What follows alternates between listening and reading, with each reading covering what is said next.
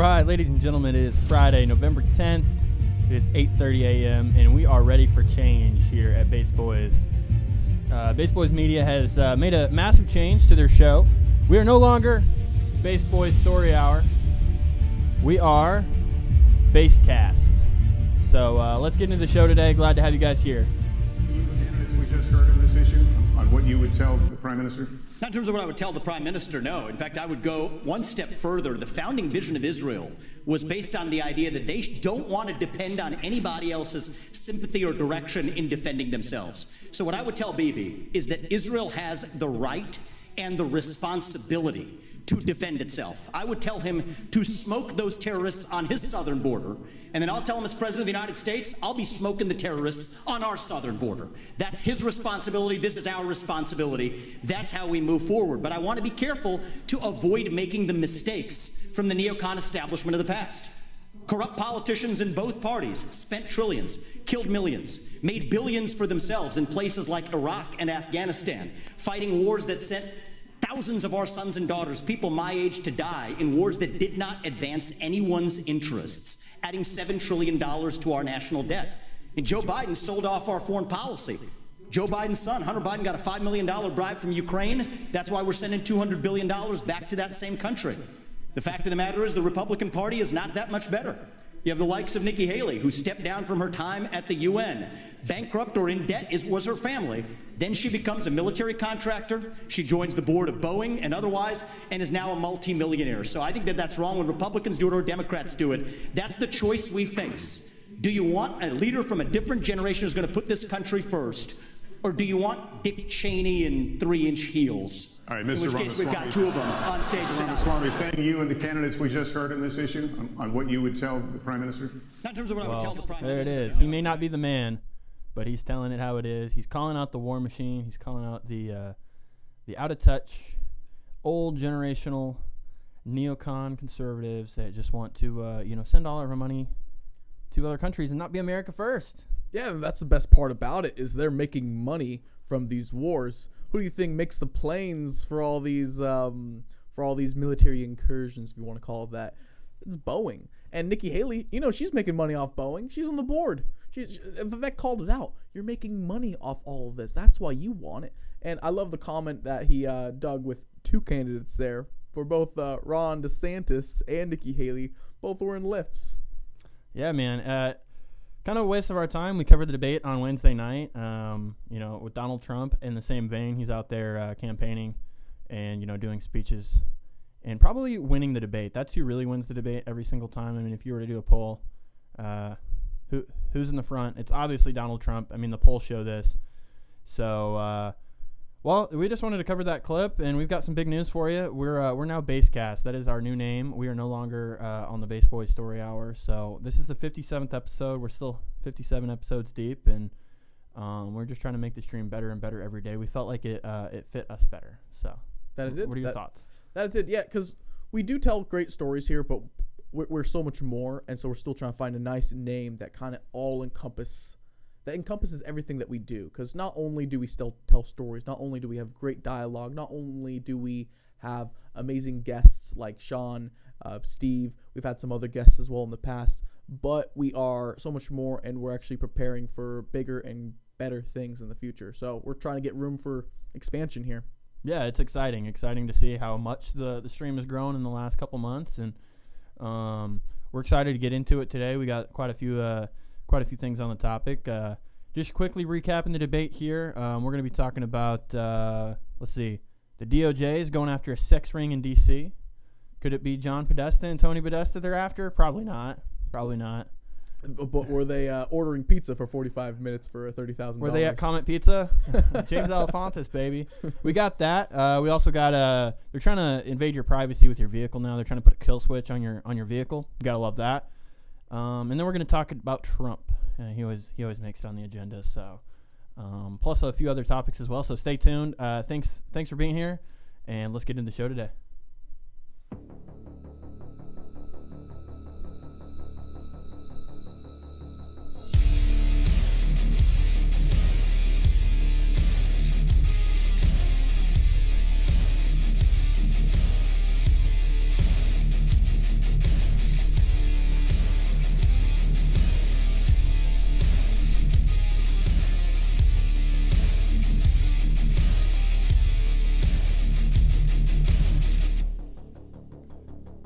man, it fires me up to have a new name. I'm excited to move the ball forward and just continue to move the train forward towards success with Base Boys Media. We have an objective to share the truth and news. We want to educate people on politics. We'll try to anyways, and just ultimately win the culture war. Man, do you think we could end up like the Roman Empire, Micah? I think it's very likely.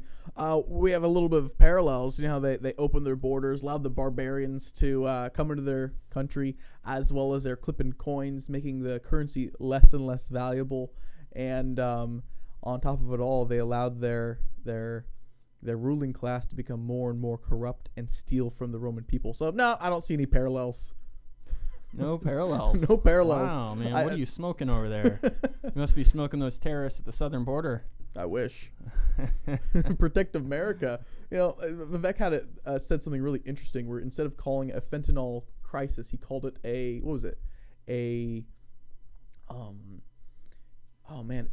terrorist drug. And you kind of go like, that is exactly what it is. We're seeing an inflow of fentanyl across our borders from other countries, just trying to weaken America.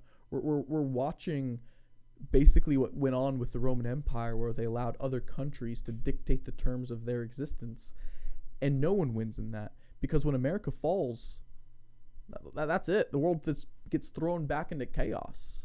Even if you are on the side of protecting Israel, protecting Ukraine, protecting Taiwan, having military bases in Korea, Guam, Germany, I can go down the list of 100 and something different bases. All that ends. World security, even if you are a neocon establishment shill, that ends as well. So they should be advocating for fiscal responsibility, not deficit spending nonstop.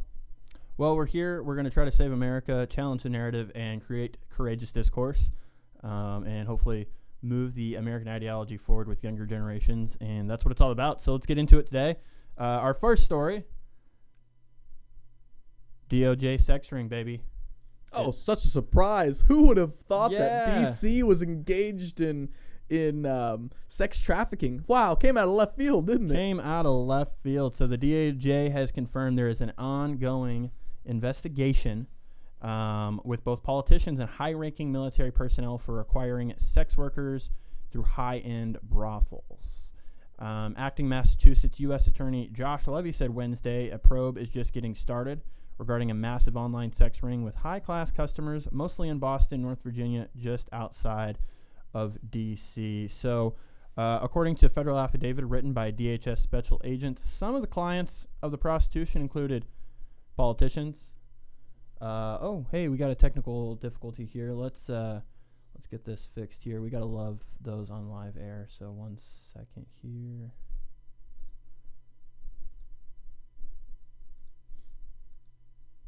There we go. We got them up there on the screen. Thank you for your understanding there. But this prostitution ring included politicians, pharmaceutical executives, doctors, military officers, government contractors, high-end people, professors, lawyers, business executives, technology company executives, science accountants, and so many more. The document stated that hundreds are yet to be identified, and it could include other professional disciplines that weren't listed above. So we'll go ahead and play this quick video here. On secrecy and exclusivity. Sorry for the low quality, guys. Catering to a wealthy and well-connected clientele, and business was booming until today. It's alleged that the prospective sex buyers in this scheme first had to respond to a survey and provide information online, including their driver's license photos, their employer information, credit card information, and they often paid a monthly fee to be part of this illicit club. The affidavit that's unsealed in court today alleges that once the buyers were verified, they were then texted and allowed to place orders with commercial sex workers. They would choose the duration of this encounter they wanted, the types of services they wanted, and they also would receive a menu of different options and different women that they could purchase, sometimes at rates between $350 and $600 an hour. The menu included photographs of the various women who were available that day. And the defendants then directed the sex buyers to various apartments in Watertown and Cambridge in Virginia, where they engaged in commercial sex. According to the charging documents, the buyers who made up this ring hail from an array of professions, They are doctors, they are lawyers, they're accountants, they're elected officials, they are executives at high-tech companies and pharmaceutical companies. They're military officers, government contractors, professors, scientists. Pick a profession, they're probably represented in this case. They are the men who fueled this commercial sex ring.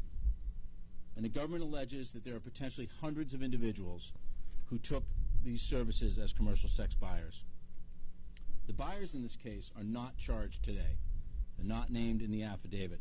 But I want to emphasize, this is an investigation that's just getting going, and we're in the very early stage. Players in order to get what they want. And so that's one of the biggest problems is when our leaders are blackmailed and when our leaders are engaged in these type of activities, how can we trust them, and how can we trust that they're no longer representing America when they are now in the pocket and I'll have the blackmail for them to basically listen to whomever holds the blackmail. And that's one of the biggest problems with the Epstein client list is we need to know who is on that list, because who is compromised, who does not represent America, and who would be easily and happy selling out America to foreign, corporate, or even international interests. And that's one of the biggest things that we see, and I think we need to look at this. We need to see who's doing it, and we need to get them out of power immediately. Yeah, I mean, who's not to think that people at the top aren't just as evil as people on the bottom? I mean, we see the rampant use of drugs and sex from people on the bottom. I mean, what makes you think that people at the top can't be doing that as well? I think that evil resides on every level of the totem pole, and these people aren't immune to our criticism from it either. So if you see a pedophile, call them out. If you see a crazy sex monger, call them out. Tell them that they're not righteous and they need Jesus, right? Yeah, absolutely.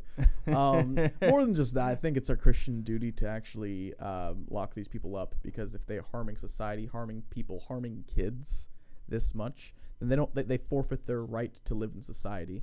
We already do that with our criminal justice system, but when these people don't actually face criminal justice, and you get Epsteined before any people actually come out, then that's a problem, because you never actually get to the root of it. Because people always sell things that people want to buy, but who's buying? That's the most important part. Epstein, yeah, he did a lot of evil things, but who is buying these evil things from him?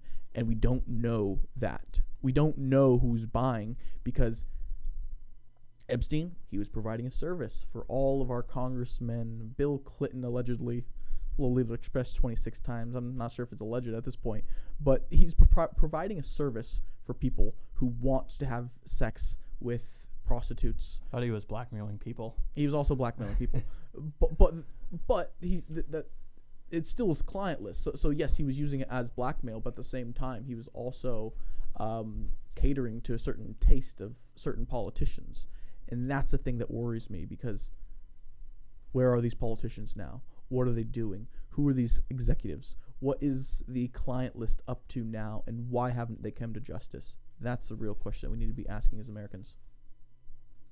Well, in recent news, we got Trump saying he would consider Tucker Carlson as a running mate. So former President Trump says he'd consider Tucker Carlson as a potential running mate in 2024. He says, I like Tucker a lot. I think I'd say I would, because he's got common sense. So he went on the Clay Travis and Buck Sexton show this week and said those words. What do we think? Do we think Tucker Carlson, first off, do we think Tucker Carlson would actually be a VP? And then secondly, do we think Tucker Carlson would be a good VP? That is a good question. I'm not sure if he'd be the best vice president, because vice president has to enact a lot of policies. They're the man behind the scenes. They're the man who's getting things done. Tucker Carlson, his best attributes is he is the mouthpiece of MAGA. He is the mouthpiece of people who are wanting reform and wanting change in America and are able to see the corruption. I do think that his best position would be, as Vivek said, hosting the Republican debates, not the NBC panel. No, they shouldn't be hosting that. It should be Tucker. Yeah. Tucker has the mouthpiece. Tucker has the voice that people want to listen to. I'm not sure if he'd be the best VP, but I do think he holds a very important role in America, which is enlightening the masses, which is telling people what the truth is. His interview with Donald Trump got 300 million impressions. Estimated that was like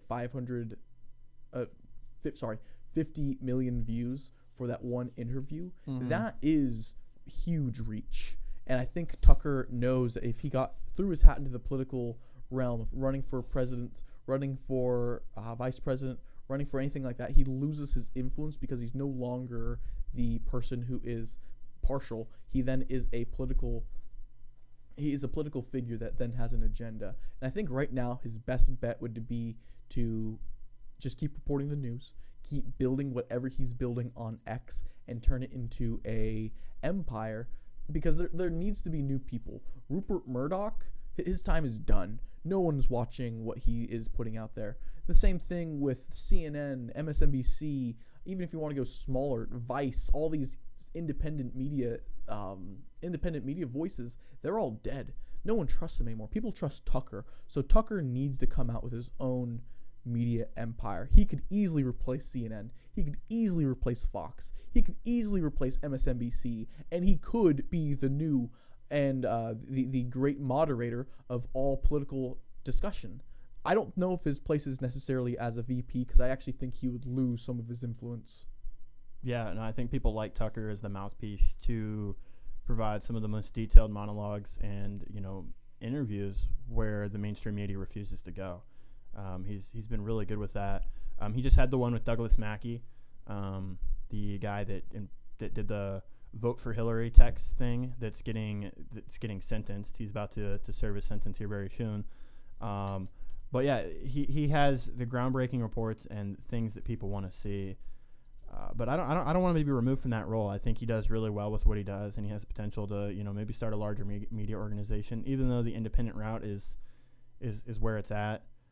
Because it's a beast to run a media company. It's a beast to have journalists and have a huge operation and not let it go towards the money versus towards the virtue that media should be serving.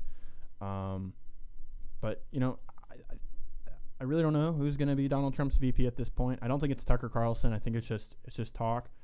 It would kind of surprise me if he does become the VP at this point. Do you have any ideas of who Donald Trump would like? Because I was watching the Republican debate with you, and one of my thoughts I had was none of these people are positioning themselves to even be VP. Because we all know that the Republican debate was a who's number two, who's going to be second in the polls I got one for you. Malik Obama. That would be great. Take Barack Obama's brother and frickin' throw him up there as VP for Donald Trump. That would be an interesting twist.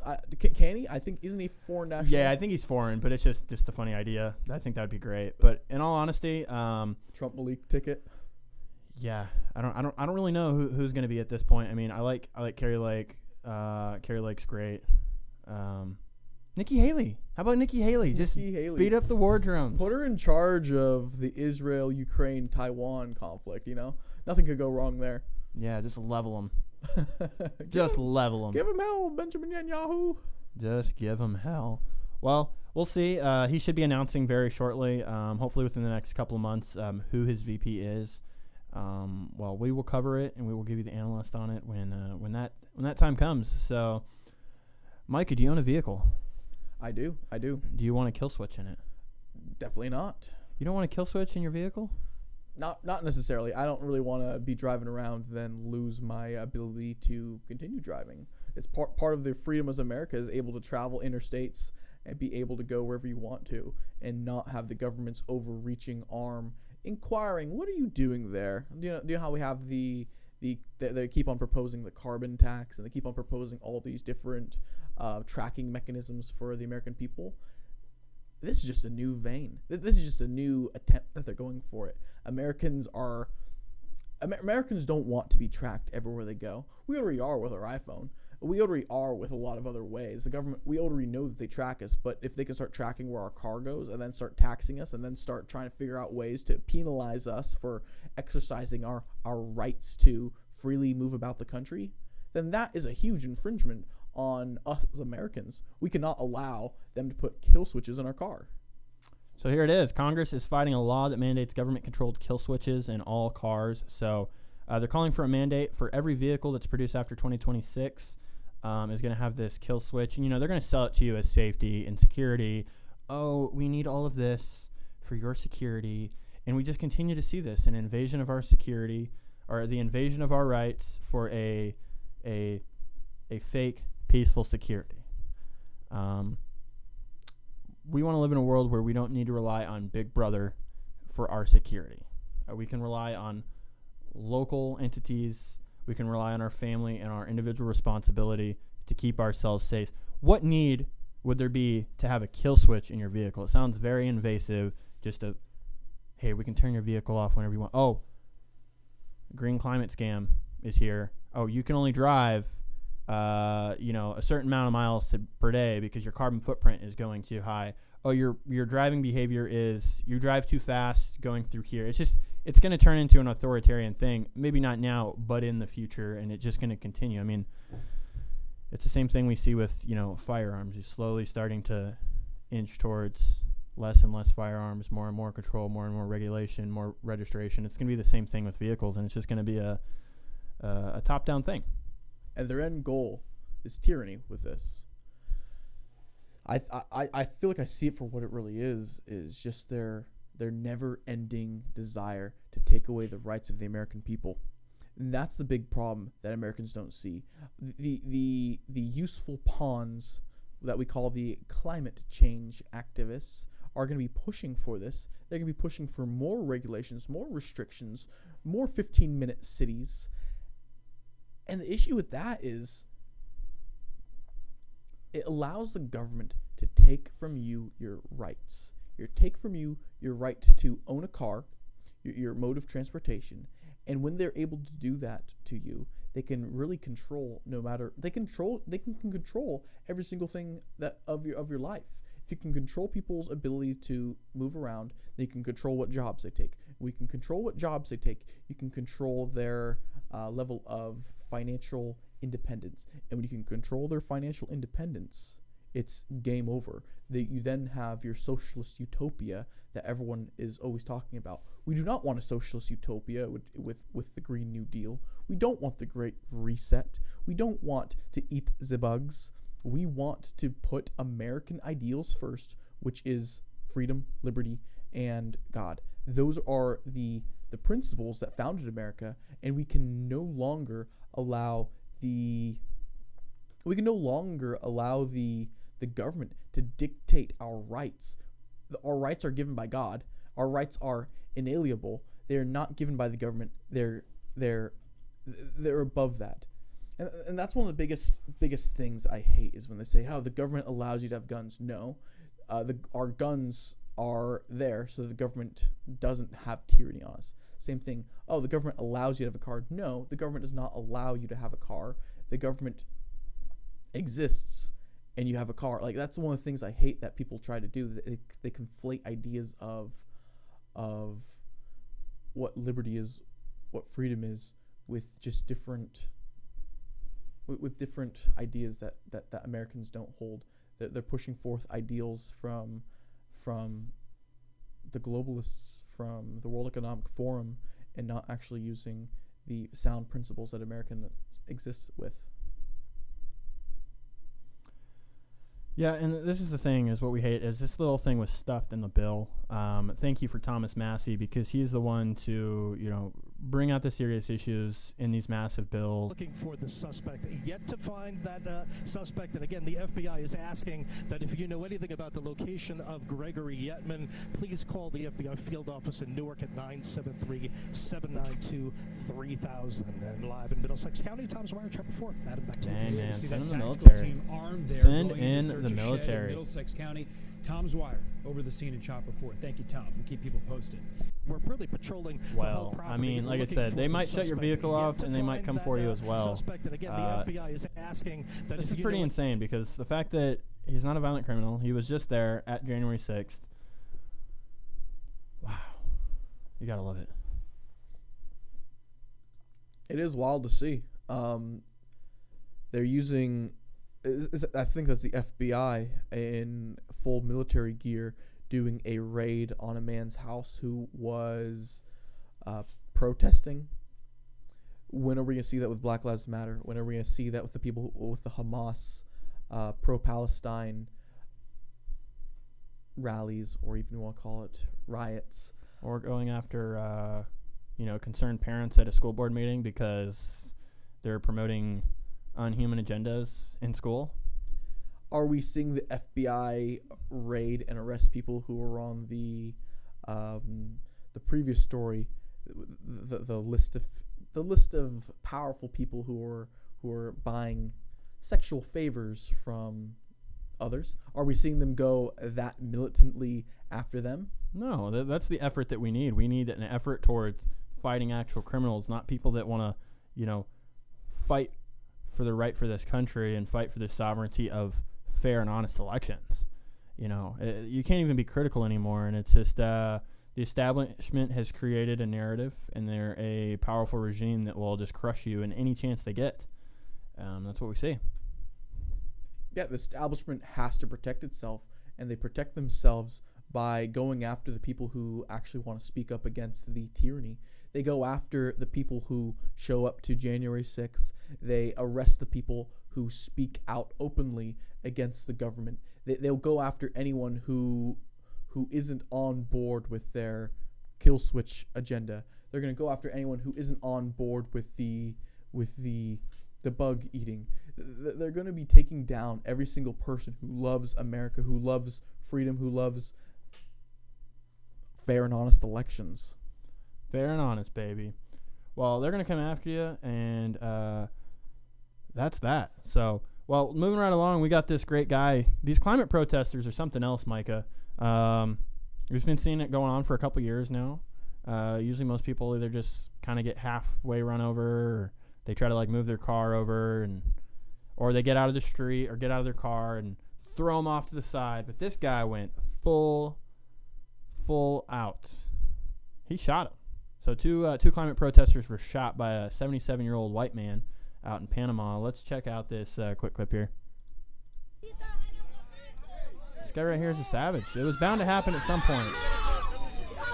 Shot that person, and he shot that person. This is an episode of Fuck Around and Find Out.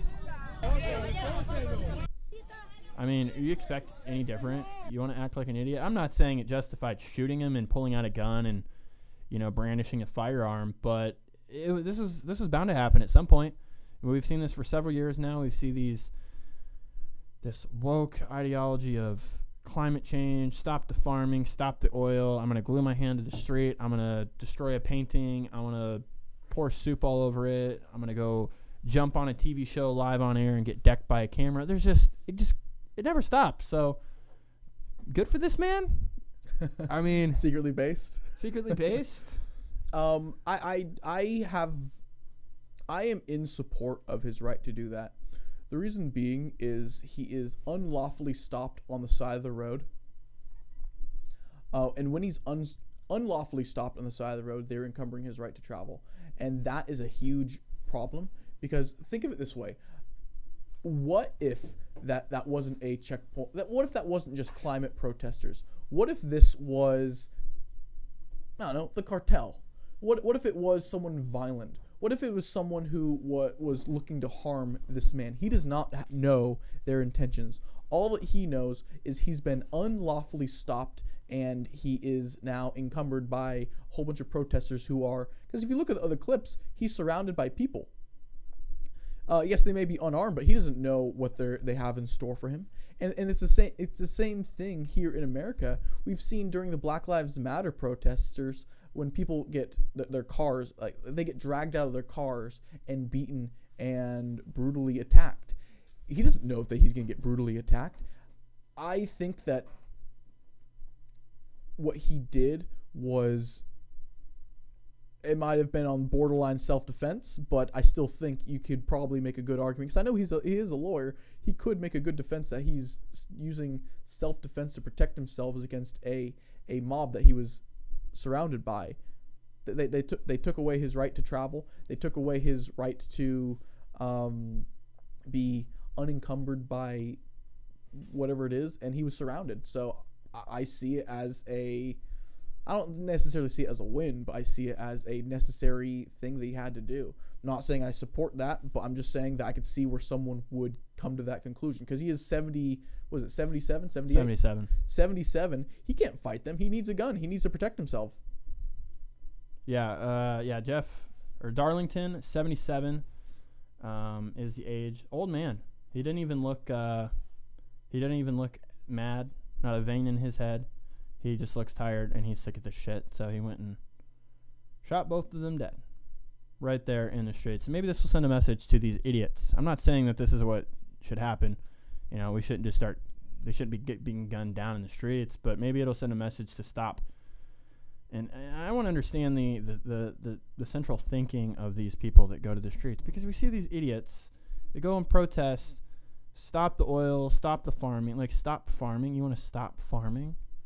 Like, there's that one clip where they're like, oh, we just got to stop the farming. It's so bad for the environment.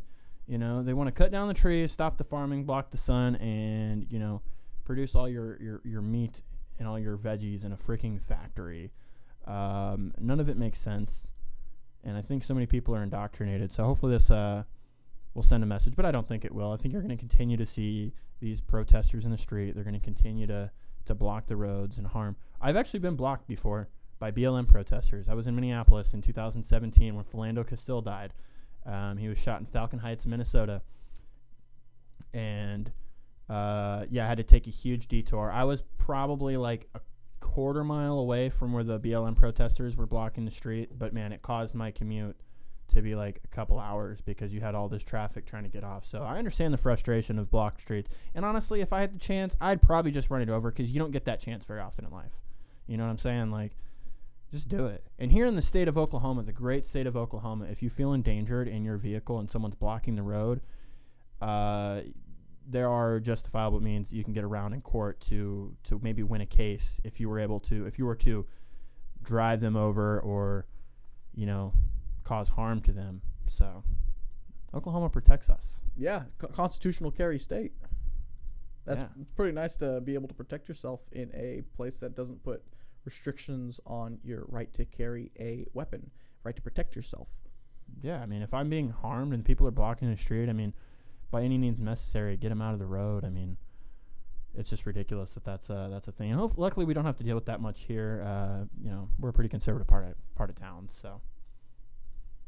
Yeah. It is sad to see loss of life, but at the same time, you do see people growing more and more tired of these climate protests. There is a lot of side. Like let's say there was a emergency vehicle stuck in that in that road. Let's say there was a someone who needs to get to a place. You're messing with people's livelihoods. And that's one of the biggest things is if you mess with someone's right to earn money, stop them for any means of time. If they're late for work, it messes with their whole life. And so one of the things that the climate protesters are doing is they're hurting people's, like I said, their livelihoods, their right to make money. Some of these people are trying to get to work. Some of these people are trying to support their families. Some of these people are trying to just live and get by. And then they have people like this who are quite literally just encumbering the road, encumbering people's right to travel, right to be left alone. What result does it get by sitting in the street, by blocking the street? I mean, are you gaining more awareness out of this? Are you accomplishing any action? I mean, are you getting anything done by doing this? Absolutely not. Absolutely not. There's a way to make change. And if you truly believe that farming, you truly believe that oil is put us in an existential crisis to where we need to act now, then start a YouTube channel, have a conversation. Don't, destroy somebody else's, day by, blocking the street, or you might get shot. Or it's that simple. Or if farming and oil is an existential threat, stop driving, stop eating. Just like be the change you want to see in the world. If you don't like farming, just stop eating food. Just stop. But we're sick of the clown world behavior from these people that are just indoctrination. I think that's what we see is,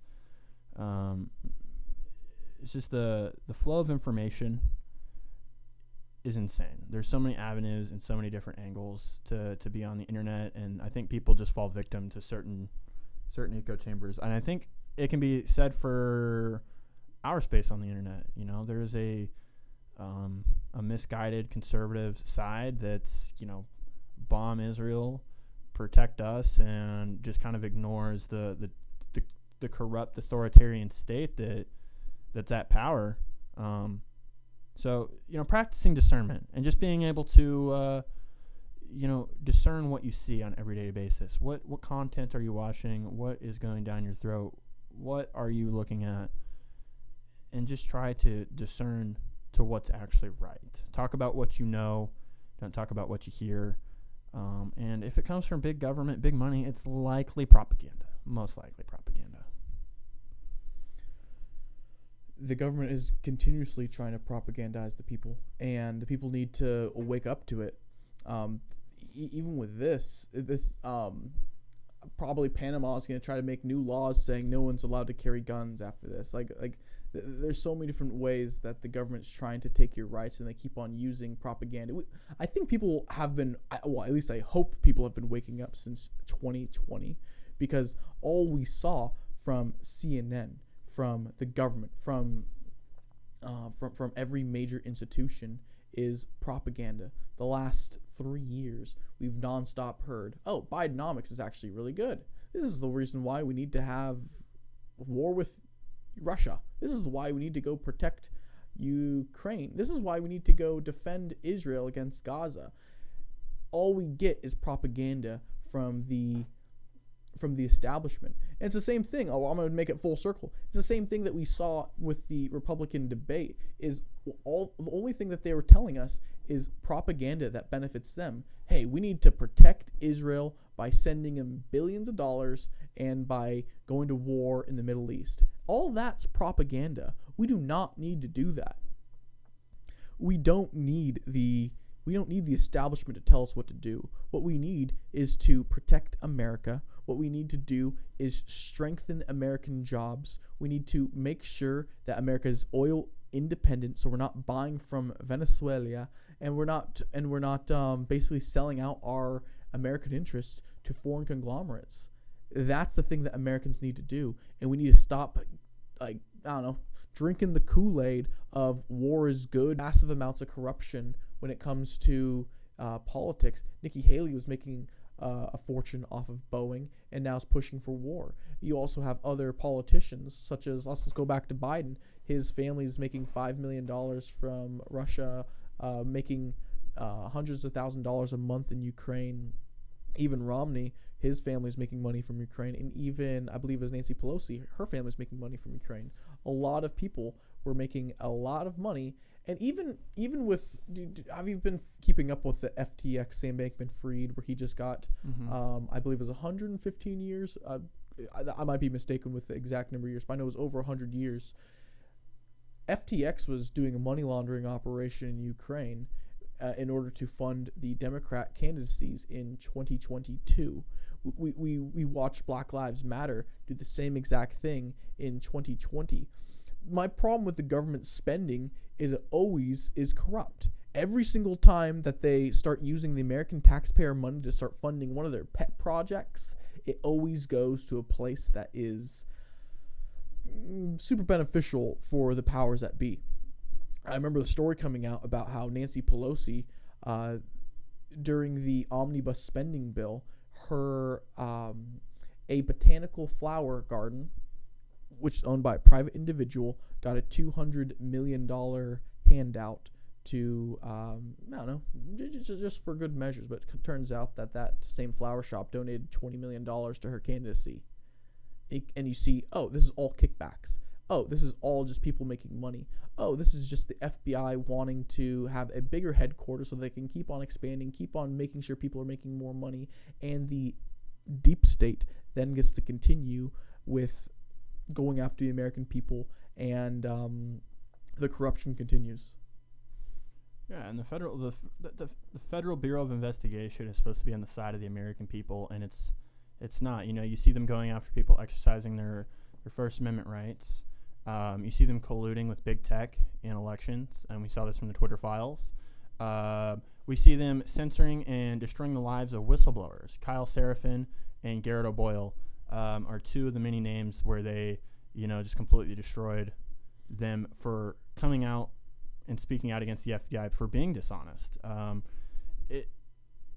The corruption just never goes. So my question is do we have a need for a Federal Bureau of Investigation? I think we do, but you have to weed out the corruption and hold the system accountable to make it where it's not just a political arm for a certain, political group, or it's not a political arm for globalists. I mean, the fact that it's so easily manipulated to, do what they want with it, to, meddle in the elections and, suppress whistleblowers and corrupt information. It's,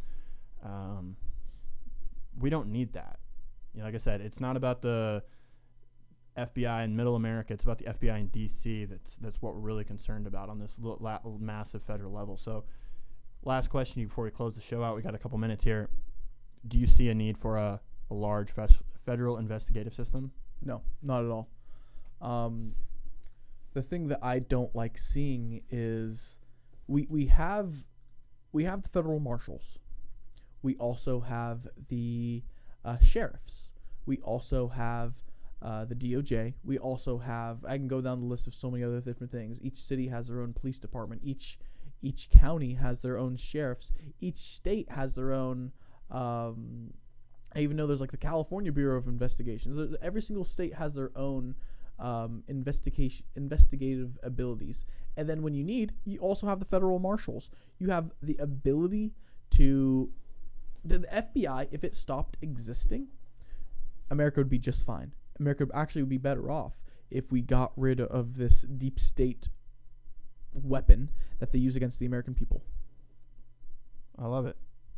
Well, let's defund the FBI. I'm there. We got to get rid of them. They don't serve the American people. They serve themselves, and they serve the powers that be. Yes. And if you can create an entity that serves the American people in the interest of we the people, then I'm all for it. But until that happens, we're not a big fan of you, FBI. Just so you know, if you're watching this, that FBI agent that's watching this in the van a couple blocks down the road, I know you're watching. We love you, secretly. That we do. I bring him donuts every single day. Yeah, baby. Well, man, we're glad that you guys joined us today. It's been a very, very based cast. We are no longer on the Base Boys Story Hour. Again, it is BasedCast, still under the umbrella of Base Boys Media, a conglomerate owned by Pfizer. Just kidding. No, we're not owned by Pfizer. We're owned by, who's our sponsor? Lockheed Martin. Lockheed Martin, that's right, yeah. We need to go to war with... Exactly. We need to level them. Give him hell, Benjamin Netanyahu. Yeah. Smoke these terrorists on the southern border. Oh, we love it. Well, thanks for being with us. If you could like, subscribe, share this with your friends, comment, give us feedback, give us ideas, tell us what we can do better, tell us what we're good at. We love discussing